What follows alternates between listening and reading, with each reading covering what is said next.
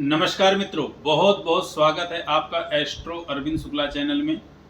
आप इस चैनल को लाइक करें, सब्सक्राइब करें ताकि आपको समय समय पे कर्मकांड से संबंधित, धर्म से संबंधित, ज्योतिष से संबंधित जानकारियां प्राप्त होती रहें।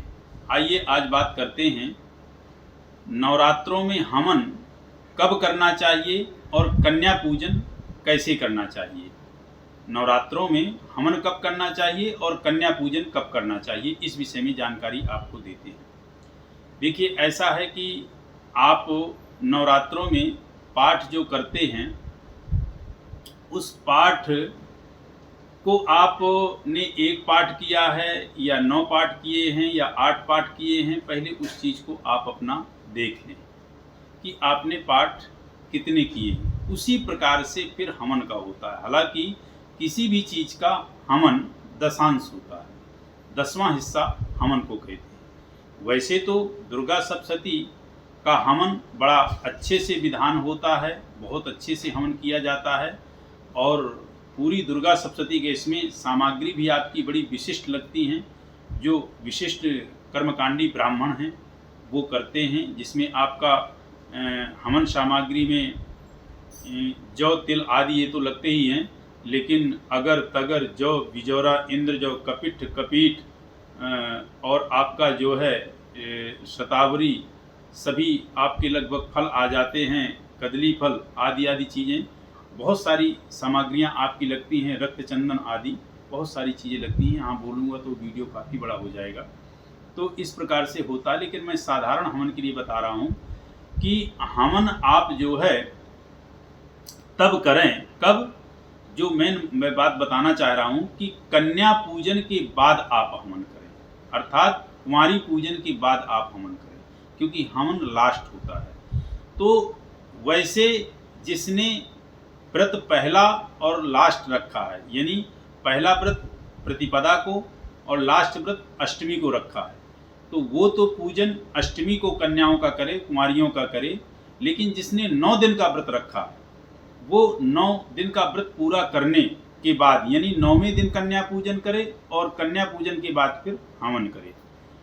कन्या पूजन अर्थात मेन जो अष्टमी हमारी होती है, कहते हैं कि उसमें मेन गौरी का पूजन होता है। कुमारी जो होती है वो गौरी का पूजन होता है। वैसे अष्टमी काल रात्रि चा महागौरी चाष्टमी, नहीं, सप्तम काल रात्रि चा महागौरी चाष्टमी।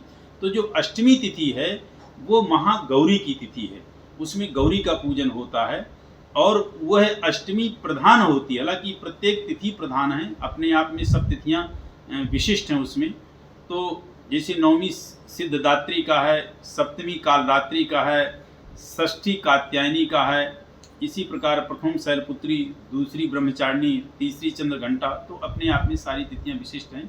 यहाँ बात मैं वो कर रहा हूँ कि गौरी पूजन यदि आपको करना है तो अष्टमी को आप कीजिए। अष्टमी तिथि जो है गौरी पूजन के लिए विशेष महापुण्यप्रद मानी गई है। उसके बाद फिर आप हवन कीजिए।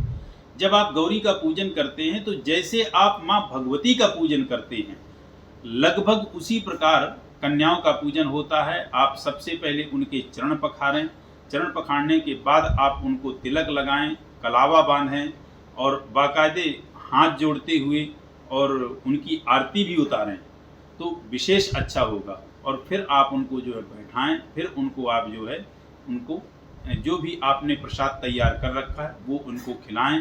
बाद में जो भी आपकी स्थिति है उसके आधार पे आप उनको दक्षिणा आदि दें, उपहार आदि जो आप देना चाह रहे हैं वो दें और उनसे आप आशीष प्राप्त करें।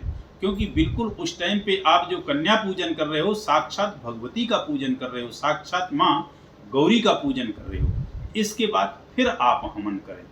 तो हवन में भी आप ये ध्यान रखें कि अन्य किसी देवताओं की आहुति आप जो डाल पाते हो तो ठीक है, उतनी आप कर लीजिए। लेकिन श्री महाकाली, महालक्ष्मी, महासरस्वती, इन तीनों की आहुतियाँ उसमें पढ़ना विशेष अनिवार्य है और इन तीनों का उसमें थोड़ा सा हवन ज़्यादा होना चाहिए इनके नामों का।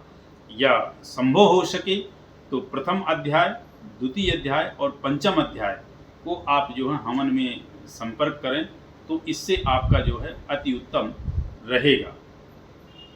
देखिए, हवन क्या है, हमारे यज्ञ की पूरी तरह से उसको पूर्ण कहा गया है। जिसे पूर्णमदः पूर्णमिदं पूर्णात् पूर्णमुदच्यते, तो ये अपूर्ण को पूर्ण करता है। कहीं किसी प्रकार की त्रुटि रहती है तो उसको ये जो है हमारा पूर्ण करता है।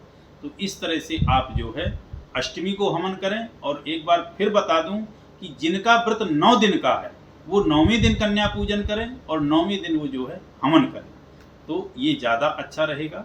और इस प्रकार से अष्टमी गौरी पूजन और हवन आप करेंगे तो आपको विशेष लाभ प्राप्त होगा। और उसमें आपकी श्रद्धा प्रधान है। कहने का तात्पर्य कि आप क्या कन्याओं को दे रहे हैं, क्या खिला रहे हैं, क्या कुछ कर रहे हैं, वो विशेष नहीं है। सबसे सर्वोपरि विशेष है कि आपकी भक्ति कितनी है माँ के प्रति आप समर्पित कितना हैं। उसी तरह माँ जो है आपको आशीष देंगी। कहते ना कि यम यम चिंतयते कामम तम तम प्राप्नोति निश्चितम।